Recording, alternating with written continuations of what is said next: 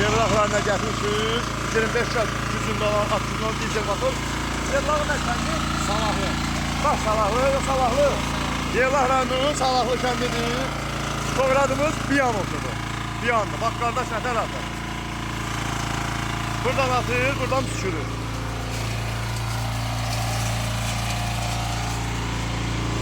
Dizel motorudur. MTZ 192 25 at gücü olan.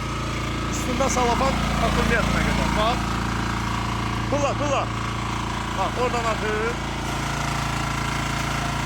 Buradan atır, buradan gelir. Otumuz da bir yandı. Bakın. Bak.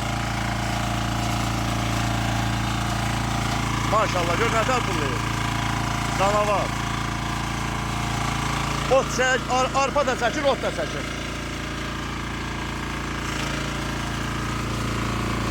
Nətər doğru?